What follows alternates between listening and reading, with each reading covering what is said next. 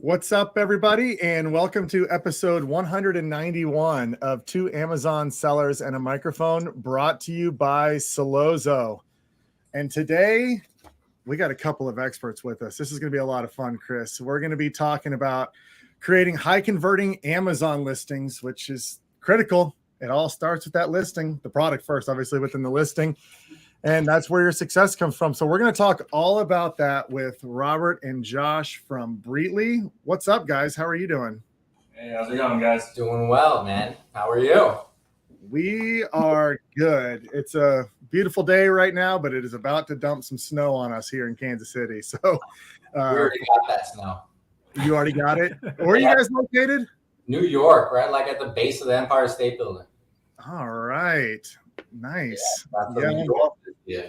Whatever is hitting us tonight will be headed your way again, I'm sure. It usually ends up that way.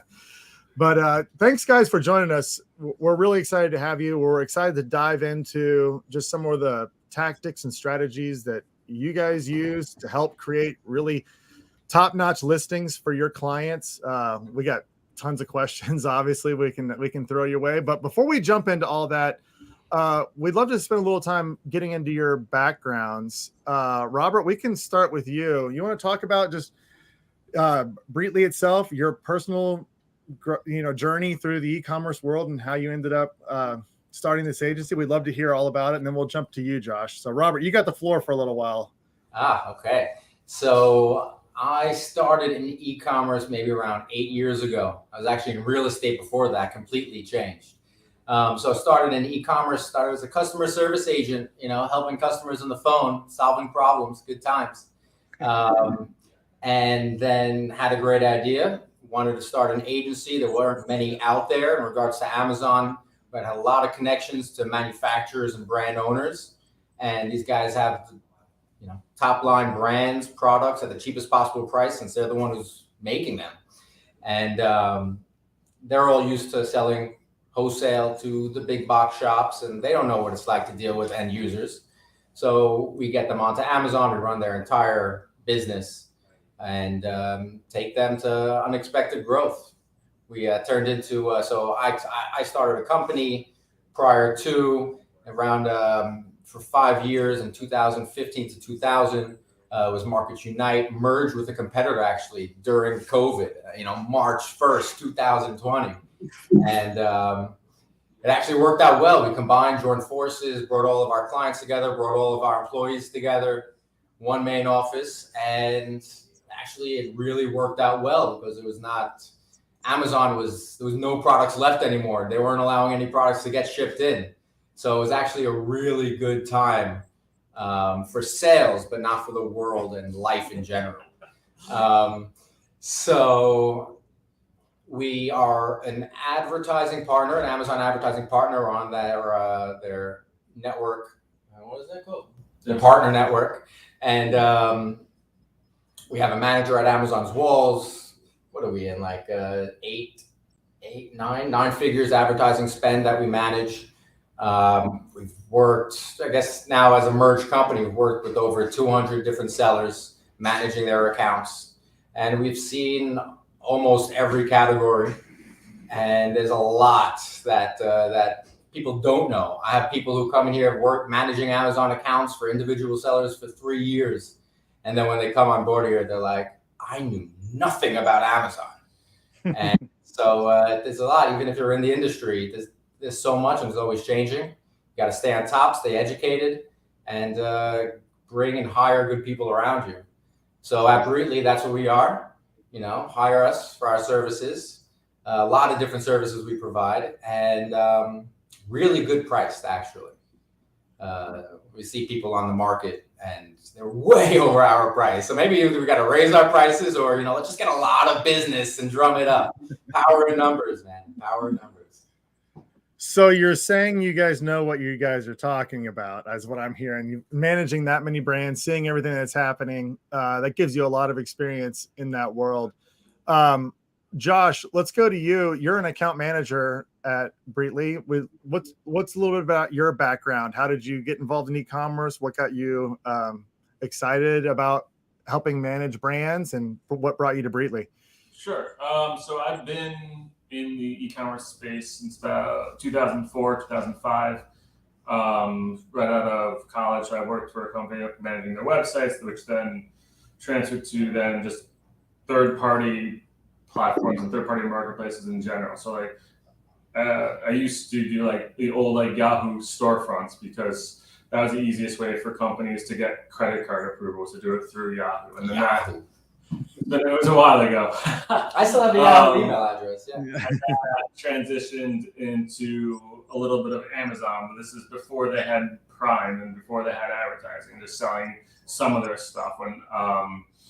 And my whole career within e-commerce has been within the third party section. So that transitioned to selling sports tickets when they changed the laws in 2007 in New York on how to sell sports tickets. So there's a big boom there. So then I worked with StubHub and SeatGeek. And I didn't even know that.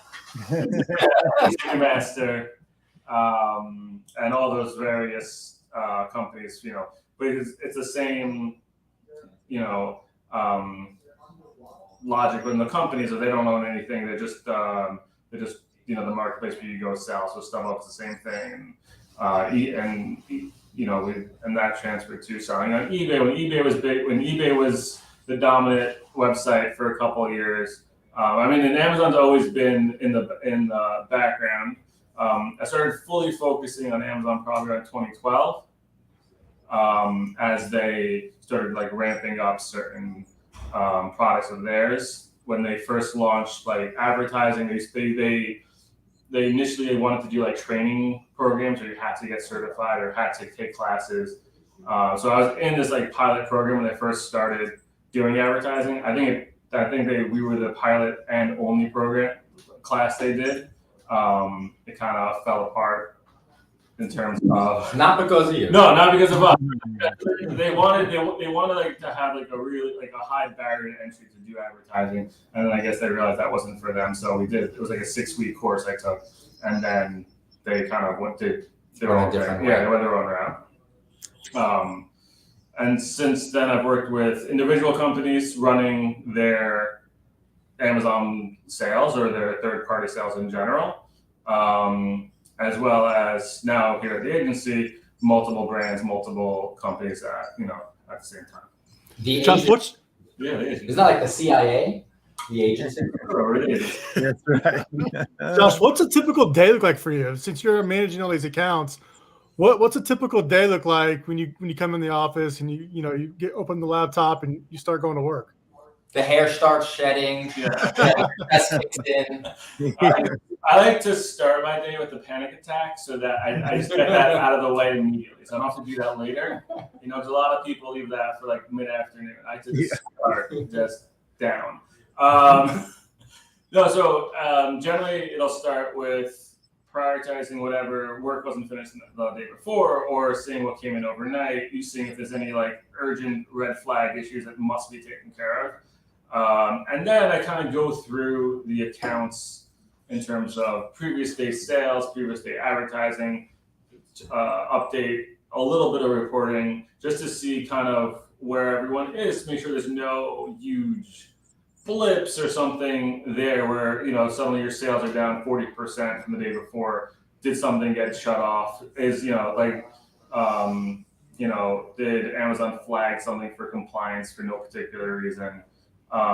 So I find that just starting the day by just glancing at the previous day's numbers, which aren't the most accurate numbers, because especially with advertising, you really want to wait a week or 14 days to have all those numbers come in. But just a general glance of the daily numbers is how I start, just to see if there's anything, anything that went wrong or we're on the correct trajectory. Okay, so we were up 1% over yesterday, whatever, but that's still where we want to be at. So that's kind of where I start the day, and then from there it goes to which specific projects each client is either asking for or we're working on for them, and trying to follow up on those projects. Whether it's certain clients want new listings or waiting on pictures for someone. Certain reporting that people are asking for. So we have like a whole team it's not just Josh. He's not the one preparing all the reports and doing all the legwork. We have an account manager. I mean, we offer many services, one of them being a full account management. And so each account is designated an account manager and a virtual assistant to that account manager to do all the lots of legwork that his time is sort of restricted.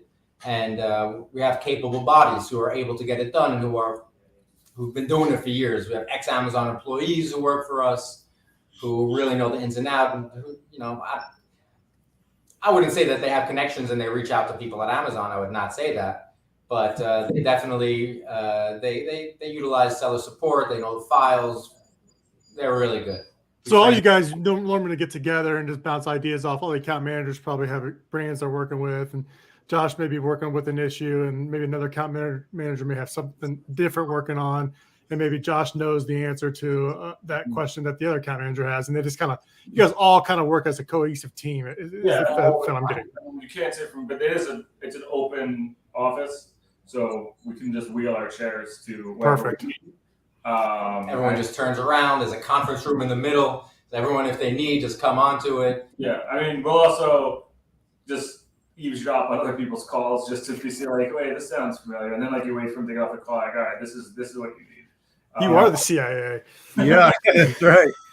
It's so important. It's so important. I mean, there's so many hats that you have to wear, and this is why this is why brands are coming to you to work with you, because I mean, there's so much involved in running your brand on Amazon. And every day that changes, like you're talking about. I love get the panic attack out of the way first thing in the morning, because that first email could be a suspended listing or issues with the account. Oof. Or you wake up and there's a pandemic has started and inventory restrictions get put into place. That's always fun. There's a lot of hats, and it's good to know that you guys are a cohesive unit working together. But I want to go and touch on something that you mentioned, Robert, early on. When you started the agency, you were helping and working with brands that had traditionally been more maybe legacy brands that were B2B, and certainly during the pandemic, it started to shift a lot more before that as well. But the pandemic really kicked it off, where these legacy brands realized they had to represent their brand properly on Amazon. People were selling their products, with crappy listings and all kinds of stuff on Amazon. They didn't have control over it. Now people weren't going to the stores as much. They were trying to buy online. They had to own that channel. And that's a really tough leap for a lot of those owners. They don't understand it.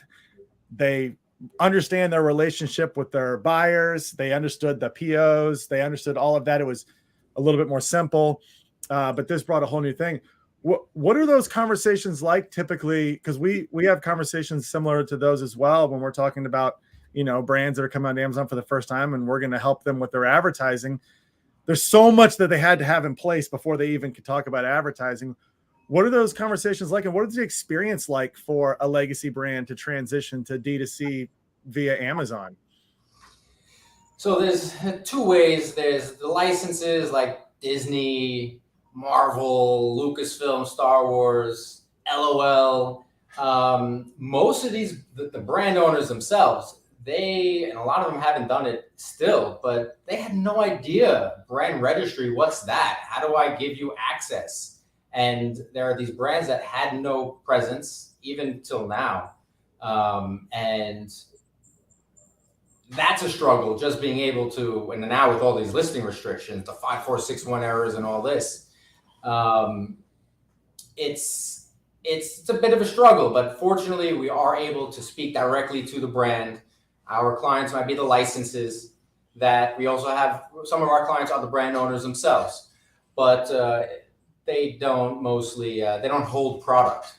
So the licensees are the ones who are mostly our clients. And they're used to selling the 1, 2, 2, 1 broken up case packs, 1 small, 2 mediums, 2 large, 1 extra large. And that's not good for Amazon. So, they have to really change their whole business, make product overseas, pack them special for Amazon, maybe make UPCs or SKU specific, because then their whole system, their warehousing, there's new SKUs and things are always changing. FN SKUs, XOO, BOO. It's a nightmare. They have no idea. So, I mean, the first place to start is, since they're not used to selling direct to customer, is what's the number one most important thing? Images. And that images of the product is what sells the product. No one reads anymore, unfortunately. The words are only for indexing and PPC. So them getting photographers, all their products, if they have photographs, it's usually from overseas, from the factories. That's not really for Amazon. They don't even, most of the time, have product detail, the skeleton, the basic information that's needed to create a fully built out listing. They don't even have that. What are the features of the product? Oh, it's this, this, and this. Can you get it to me in writing? So that's the first step. Understanding how advertising works, cost per click, just all the data points. They know zero. Right.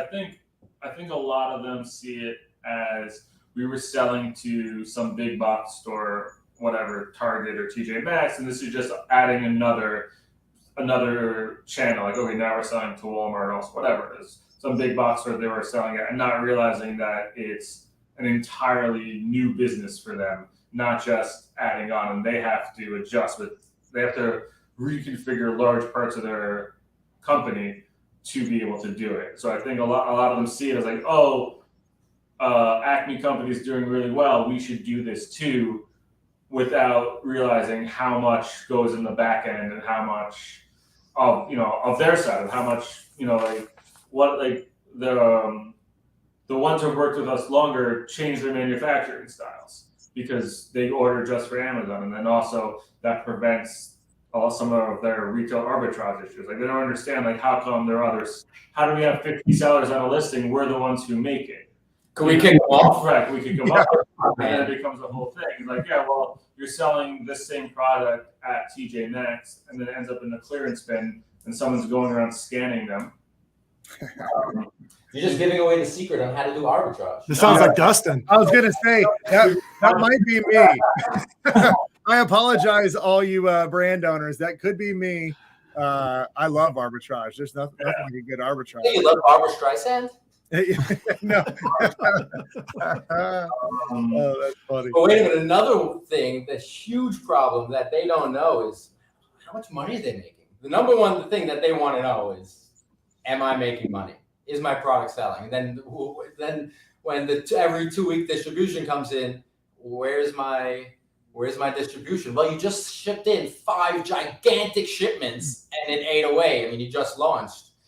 So I think they also have sticker shock when it comes to what they think Amazon takes. Yeah, 50% of the sales. They're like, oh, it's 15%, cool. Well, we're selling some T-shirts to a store where it costs us $2, and we sell it for $4, and we sell 10,000 of them, and then they're seeing a retail, and it's retailing for $20 at Amazon, and they're making less than they were wholesaling somehow, because they just haven't calculated how much Amazon takes, especially with FBA, and especially with ship.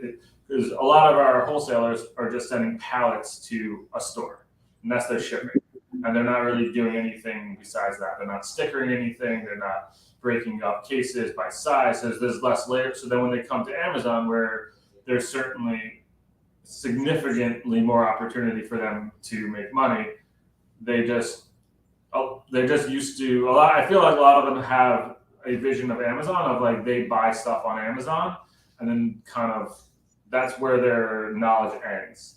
Like, yeah, I buy it, it shows up at my house 2 days later, and there's certainly a lack of knowledge of how that comes to be. I tell it to them, because the whole, Amazon's buying it. No, that's Vendor Central. That's not Seller Central. You sell directly to customer.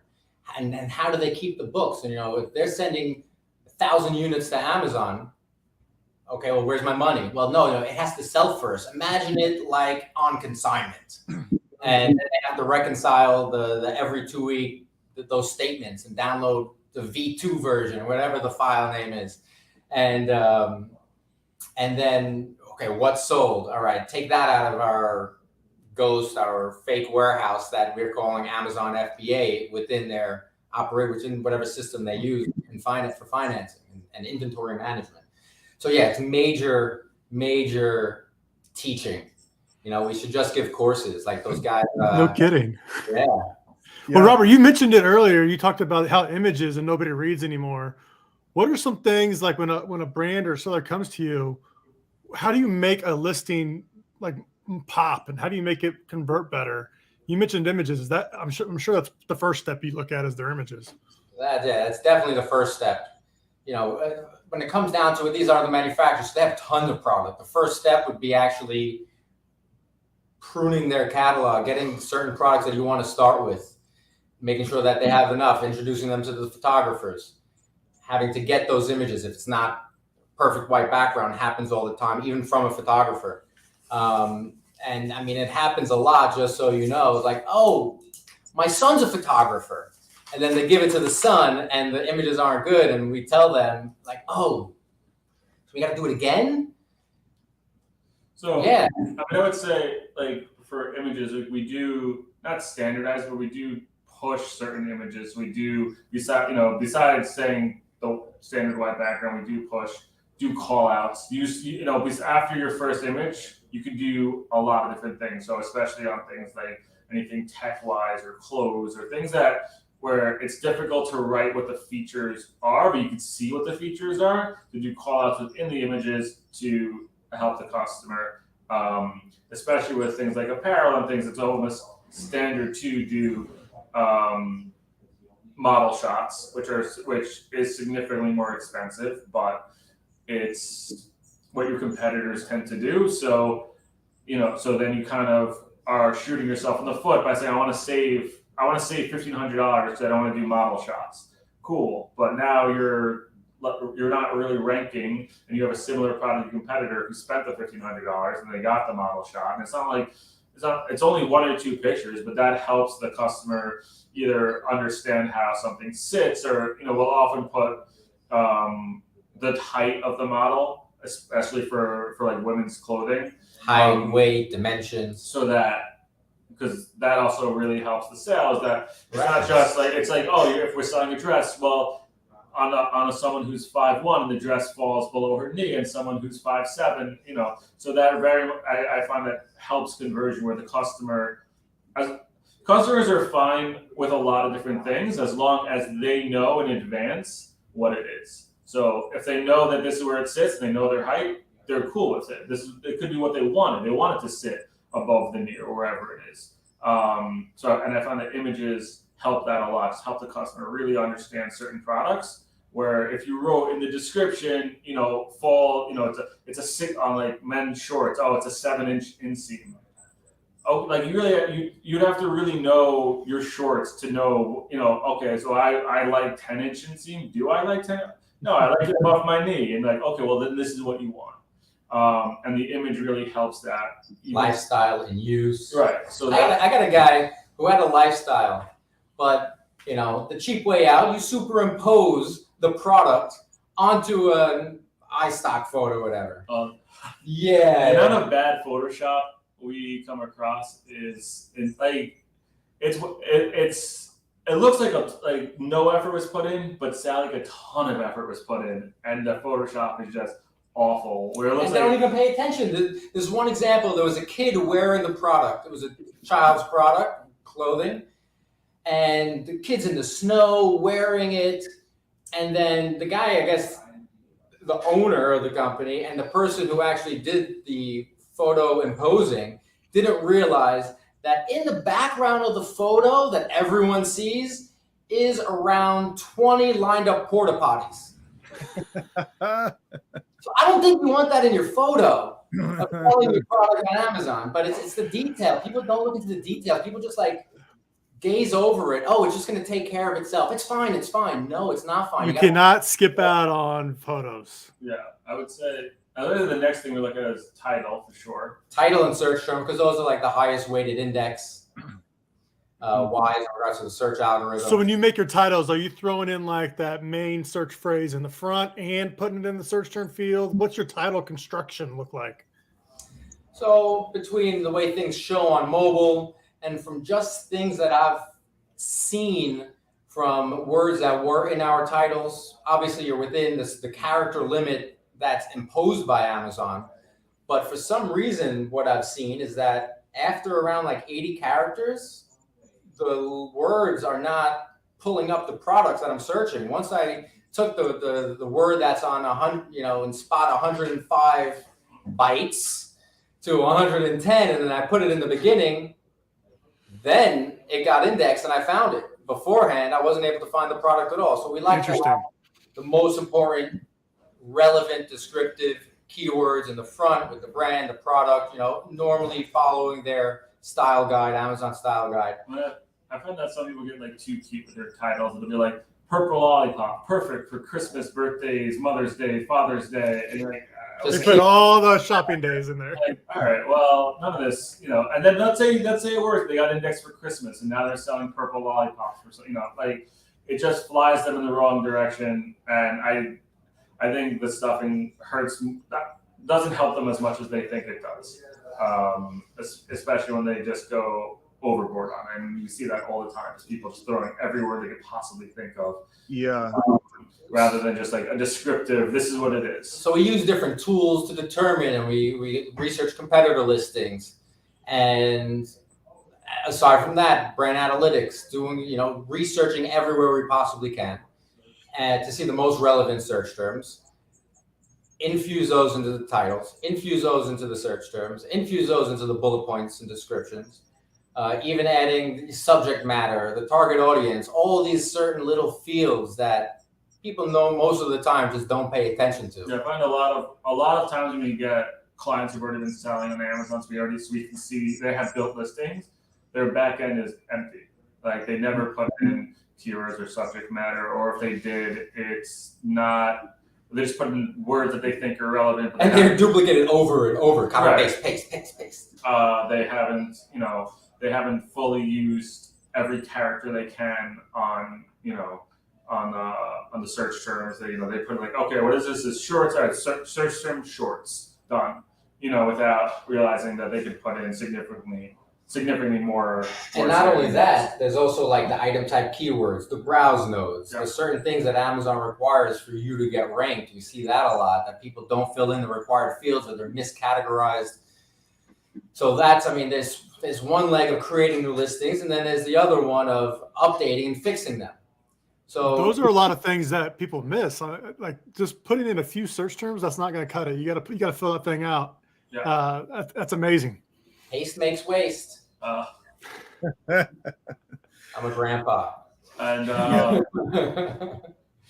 and so it also affects your PPC campaign. Oh, that's when you turn on an auto campaign and you have the wrong item type keyword. So I was like, all right, so these are whatever. This is shorts, and they're really shirts or whatever it is. And you just copy and paste it, or you put nothing there. So now the algorithm's kind of trying to figure out what your product is. And then you're noticing like really random search terms pop. Like if you do the search term report, and you can see like super random things pop up, and somehow your product came through. It's because the algorithm has no idea what your product is. It's not Amazon's fault. And then you'll see, well, we got clicks on it. Yeah, but that was just wasted money because the person who was searching for that didn't want what you had. Oh, what did we find yesterday? We were looking for shorts, and one of the most related keyword was Kevin Hart because he's short.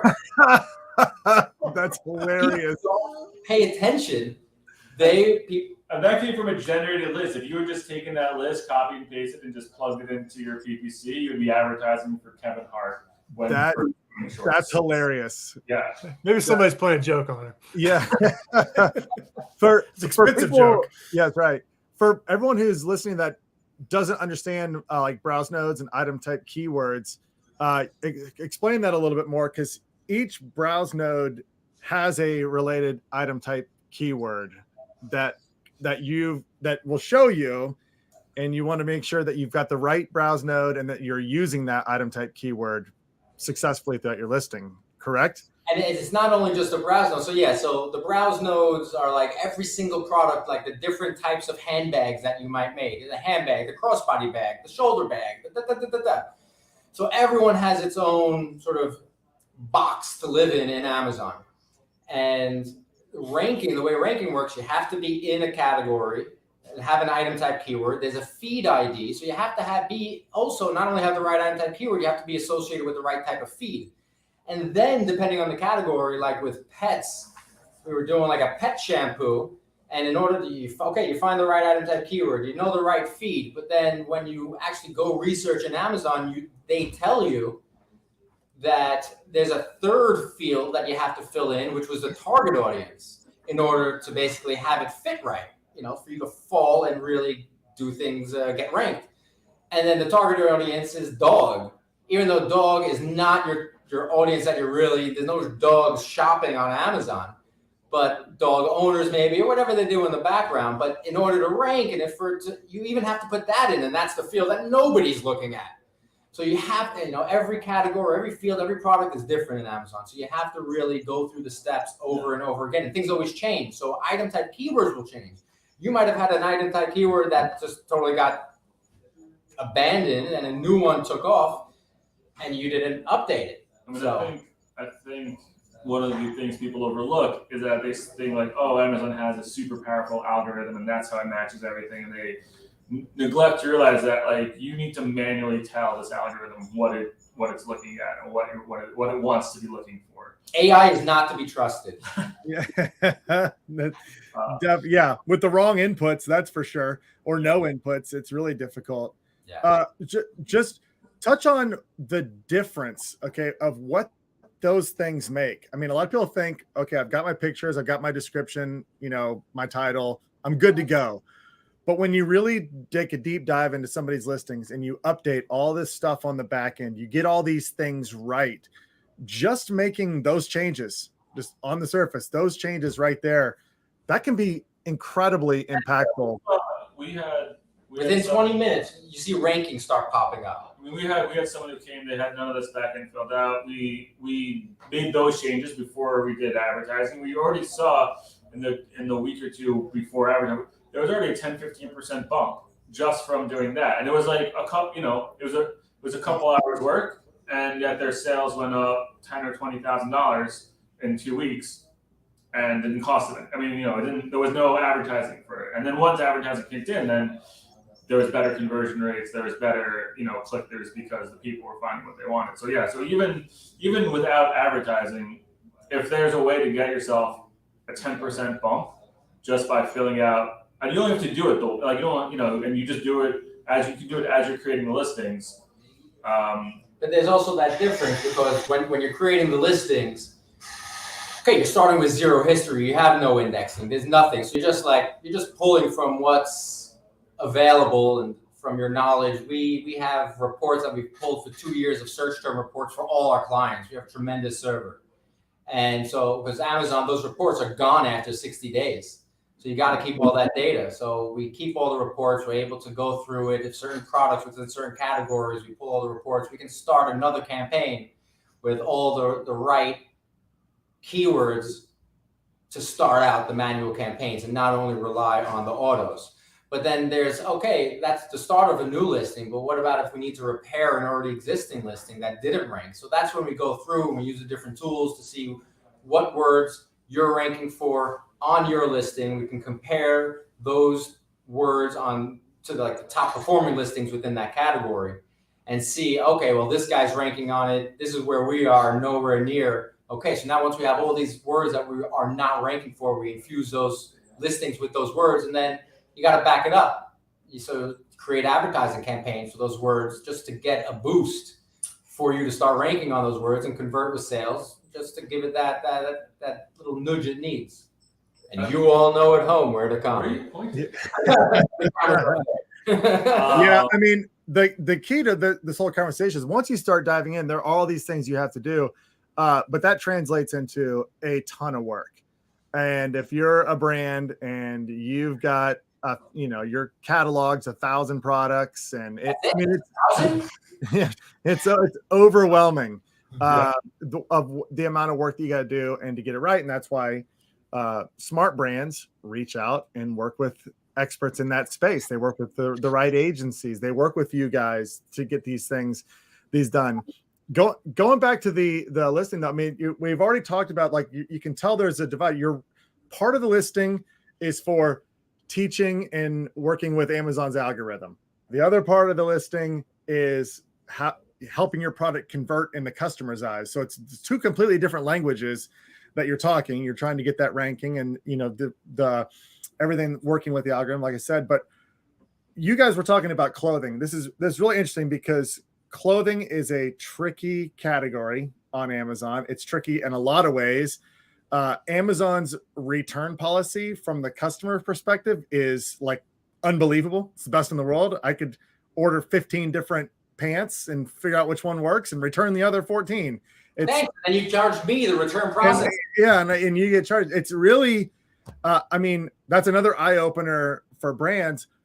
But a good listing with some of the things you talked about can really mitigate that. Like, clothing is key.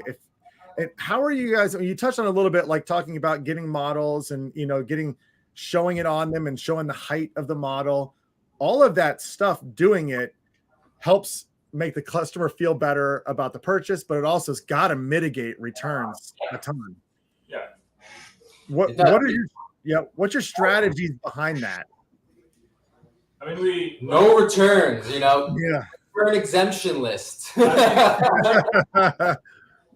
terms of apparel in general, some of them are going in knowing that they're in an industry that has a higher return rate. They don't love how lax Amazon is in terms of returns, but they're aware of what they're selling, and that there is a slight, you know, that they do have a decent return rate, which is why we do try to mitigate it by, you know, one of the biggest issues with apparel is how subjective it is. So, like, it's not like, you know, it's something that for your kitchen and it works or it doesn't work. You know, two people could buy the same T-shirt, it just fits differently, different body types, whatever. So we try to do as many sizing charts or things like that. So this way, because the person knows what they look like or what their body type is, you know. So if a shirt set, you know, it doesn't say slim fit or athletic fit, and it's just a huge problem. You know, what's the return rate? You know, you Google it and you say Amazon return rate for clothing, and they're like, it's up to 25% return rate. I've never seen with any of our clients such a high return rate. You know, I've seen like a 9% return rate for apparel and shoes. I don't think that's necessarily so bad, but when it comes down to it, is, I mean, we've had one of our clients, they sell outdoor products, outdoor gear, clothing. And for the first year that they launched, okay, there were some negative reviews. It doesn't fit, it's too short, it's too long, but that comes with the territory. As the years and as time goes by, you have the ability to update and better your product. So they added different cuts, added different heights, tall, short, long, aside from just the waist. So it's really listening to what the customers are saying, or the NCX percentage, NCX rate on the customer satisfaction, looking at the return reports, getting an understanding. But where they really see it is in their pocket. That's always when people make the change, when it's in their pocket and they see the return processing fee starting to build up. Okay, I'm going to make a change now. So it's not just fixing the listing, it's also fixing the product to fix these problems that your customers are saying. I mean, and also I think for us, it's very much letting the client or brand know expectations. Expectations. This returns is very much an expectations management thing. Like, if they have not sold retail before and they're just used to wholesale and getting X amount back, before they sell anything, they look, you're going to get a bunch of stuff back, and not only that, but you need to have a process of what you're going to do when you get clothes returned to you. Because if you sell 10,000 pieces a month, then 200 pieces, 300 pieces, 500 pieces are returned to you. Are you reselling them? Are you donating them? Are they ripped? Like, if your warehouse is suddenly inundated with just clothes that were returned, then you need to have that strategy set up before you sell anything, because you're just going to clog your whole warehouse with returns. So you need a real returns process set up. I hate destroying products, man. Yeah, I hate it. And some of them, They don't. Customers don't care. Oh, just destroy it. Yeah. I don't get it. Send it home, send it to my So house. some- My yeah. kids can wear it. I mean, we have brands who have like just streamlined to charity. Like they don't get it back to their warehouse. They send to Salvation Army or whomever. Just be like, here's a standing monthly random donation of whatever is returned, and that helps their bottom line, elsewhere. So there is, especially for a pal, there has to be like a realistic expectation of what returns look like. I don't like to do Amazon liquidation, man. No. A $40 item, they'll give you 11 cents. Yeah. Well, speaking of that return, there is a return report that kind of like tells you why the customer returned it. You can Customer use that comments, report. reasons and stuff. You can. So I found that not the customers lie, but they know. They're like They know how to get free returns. like For sure. they know exactly. You can also just say I don't like it, like in Amazon, be like good enough. They let you return it, but the I don't like it, you have to pay for shipping. Right. So there are people who know, like, oh, it came damaged, even if it didn't, whatever. They know. I hate that. It doesn't. So they. It eats my kishkas. But you'll get some that say like maybe like Josh, you're talking about the inseam. Inseam was too short or inseam was too high. I didn't know the correct inseam. That's where you can use that, right? And put that in like the title to prevent that from happening. Right. So again, not all bad reviews are bad. Like if you keep seeing the same comment on all your 1-star reviews and it's all this, the neck hole is too small, well, then they're not trying to mess with you. And that, it's probably too small or, some kitchen thing that doesn't work or, if the negative review keeps repeating, then that is an issue that must be addressed. Because it's not going to fix itself. And like I've seen a lot of people just be like, oh, these, all customers are morons, whatever. But when you see repeated complaints that are similar, then that has to be either put into the listing or the product has to be reworked or, or something, So many don't want to rework, man. Yeah. As a whole, the customers aren't really trying to, en masse, screw you. They're upset that they didn't get the thing. They wanted to give you the money. They ordered it. They expected something and they got something completely different than what they got. Right. So there's definitely value in listening to not just shooting for like, oh, look at all these 5-star reviews. Oh, we have 1,000 5-star reviews. Awesome. But then you're like, yeah, but these 100 negative reviews all say the exact same thing. So maybe you should, tweak whatever you're doing to make sure. And sometimes it's as simple as just putting it in the listing. You're like, look, this is writing it out, bullet. This is what it is. I mean, close up, like that's why when going back to images, sometimes color on clothing is difficult, like depending on people's like the way their cell phones adjusted with brightness, and they think it's a darker item than it is, and they get it, and they're like, oh, I wanted orange, it's more of a burnt orange, and there's nothing. So which is why you try to have as crisp color as possible. But if you keep seeing like the color's off, then maybe it's new picture time, because we've seen that where like we have items that are black, and when you look, it looks grayish black. So now the customer is really thinking they're getting a different color. And it's not only just products you sell, because we also help our clients with new product development in regards to doing the research of other types. So they got to let us know what their capabilities are of their factories. But we go to them. We have tools, tons of tools out there, guys. The tools to see the market share, the brands, the products, what's out there, what's Amazon fulfilled. Amazon is a seller, third-party sellers is a seller. Where do people stand?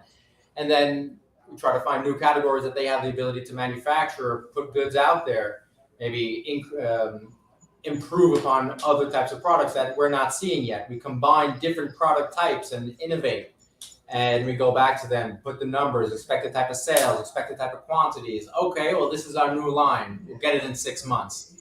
Then we go from there. So seeing, and that's part of it, seeing the reviews of other people's products that they're selling, and then bettering their products, and we'll make it. And put a good brand on there, sure to sell. Yes, branding, that is key in this day and age on Amazon, is developing a good brand.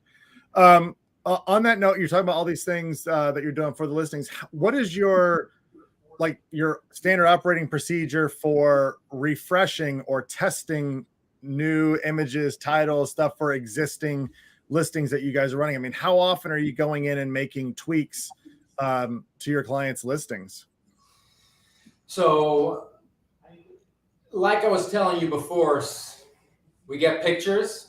We need another photo shoot after we get the pictures from the first photo shoot, because the photographer, they didn't even include us. We didn't know that there was a shoot. They didn't include us. We didn't, we might have given them sample pictures of other types of products and, follow this image 1, 2, 3, 4, duplicate this, take up those shots.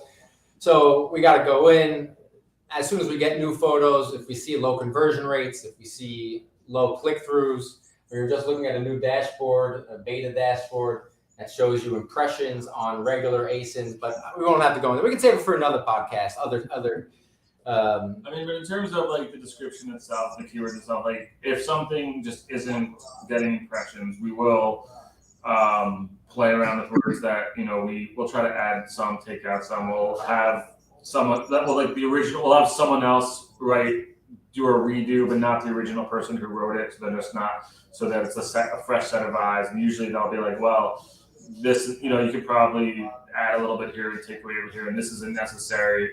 We definitely look at, comp listings to see what their descriptions are. And sometimes we have we see there's maybe too much fluff in ours, or not enough fluff, or what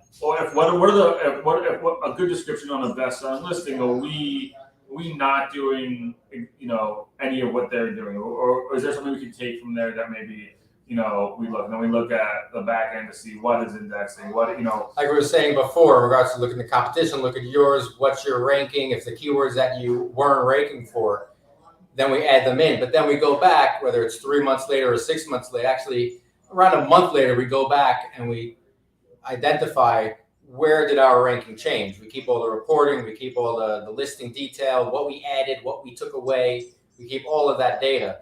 And then we're able to go back and see, okay, well, after a week, we started indexing for around 30% of everything that we added. And it takes time for it to do. I mean, we've done a little bit of A/B testing, but there are so many other variables that it's like you really need like the correct time to do it. And you can't do it in Q4. Certain products that are seasonal, you can't do it then. So now you have to do it off season, which is not the best environment for the thing to sell to begin with, and now you're testing different photos or whatever. So we do some A/B testing, and then we've used Amazon's A/B testing for a little bit, and it gave us, this was better 5%, this is better 7%, but there are often other variables than just one thing. So we try to look at the listing as a whole if something's not performing, but we won't just being in the account every day. When you do something, immediately if it worked. You don't need a 5% check. Great. I mean, if you want to look into the little details, you can take the time. But if something's not working, you're expecting it to work, you go make that change, then you reassess, and then you pivot from there. Yeah, I mean, especially if a listing that has advertising on it, it just gives us more data. You can see okay, well, people are coming, they're clicking, they're not buying. So we've piqued their interest with the title and the picture. Something after that is something we're losing them on. So now we can see that how many people added to cart on your ASIN, and retarget with display, sponsored displays. I mean, there's a lot of cool stuff that we didn't even touch on. I hope you invite us on more. We're going to. Yeah, I mean, you mentioned we'll do more podcasts. We're going to try to do a series with you guys and your team, and just because, I mean, we're touching on the listing right now, but that transitions right into PPC and all the different things that you've got. I mean, there's so much. There's inventory, there's logistics, we could go on and on and on of all the things. And I think what a lot of people struggle to realize is how interconnected all of those things are. Yeah. You jack up your inventory, all of a sudden you got to make a different strategy with your advertising. Your advertising is working great, but it's not converting. There's something wrong with your listing or the product or the pricing. There's so many variables in there. They all work together. And that's why you got to make sure that you're on top of all of those things. So we want to pick your guys' brains on all of it. You come at it from an interesting angle of being in a lot of niches, working with a lot of different brands in competitive markets and non-competitive niches. And I think there's a lot. So we are definitely going to continue this series with you guys, bringing on different people on your team and discussing all about it. Lots of fun personalities here. Yeah, that's right. But before we jump off, though, we'd love to talk about your agency, how people can get in touch with you. They like what they're hearing. This is what they've been wanting to do. They want to work with you. Who's an ideal client for you, and how can they get in touch with you? So it's not only, I mean, like I said in the beginning, licensed manufacturers and brand owners are most of who our clients are. We do have a handful of resellers, but they are more, let's say, like consumer electronics, people who are fighting for the buy box, where most of our sellers are not. No one's fighting for the buy box most of the time. Mm-hmm. So anybody who has product, I mean, private label brand owners, licensed manufacturers. I mean, we have services for the full account management. We run advertising campaigns, storefronts for brands themselves. This isn't just an Amazon podcast, is it? I mean, we get people on. Oh, yeah. It does say Amazon, but it's e-commerce in general. We get clients onto Walmart Marketplace, onto Target. Target is an invite only, but we got some connections. If they like the information we pass along, they'll send the invitation out. But I think overall, if anyone wants to say hello, we'll pick up the phone. You can go to the website, www.breetly.com, BREETLY, as you see on the screen. You can email hello@breetly.com. I don't know if I have to spell out hello for you all. Yeah. We got it. And we'll put it in the description of the podcast. Everyone can check that out really easily. We also have a special treat for you all. Let's hear it. Free goodies. So if you do go onto our blog on our website, then there's some documentation in there. We didn't really get into it much about stop words and sort of counting your characters on your title wherever you want, to take away the spaces, to make sure that you know how much room you really have for your titles and bullets and everywhere you need. So if you go onto the blog, you'd be able to click on the link. That was it. That was that. Put it on there. There we go. Indexing bonus, my man. So go in there. You can certainly fill out your email and your name, and then you'll be able to automatically download. And then you can use that tool. The formula's in there. I'm not trying to hold any secrets, but there's a lot more that we have, and we've got to make some more freebies for you for the next show. Absolutely. Yeah. Everyone should go check that out right now. Then they can go to Breetly.com. I'm sure there's a link there to schedule a call with you guys, get in contact, talk with you. You guys clearly know what you're talking about. It's been really fun having you guys on here. We really appreciate it. We're excited about doing more of these. We get to meet more of your team members. That'll be a lot of fun, and we can cover a lot of topics. I'm down for covering all of them. There's a lot, and there's a lot that people need to be aware about. This is the expectations you're setting when you're talking to new brands. It's a different animal, and it's like you said. You go to Walmart. That's a different animal. Target, different animal. There's each platform, you're speaking to different customer types, and there's different layouts and different things that work with their algorithms. So they all take a strategic approach, and brands can really benefit from working with the right teams.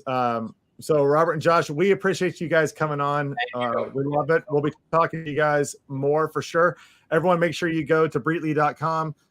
Check out their freebie, that indexing bonus. Yeah, we'll put that link in the show notes as well. So thanks, guys, for coming on. Thank you. Thanks, everybody, for tuning in. If you like content like this, make sure you're subscribing to this podcast.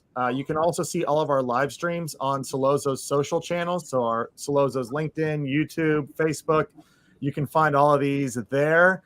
And additionally, if you are selling on Amazon right now, you got a lot of the everything covered in your business. You're doing really good with the listings, really good with everything else, but you're struggling with the time it takes to run your ads.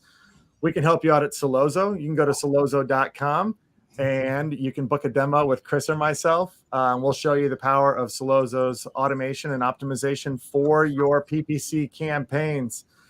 All right, everybody. Thanks for tuning in. We'll be back at this again tomorrow.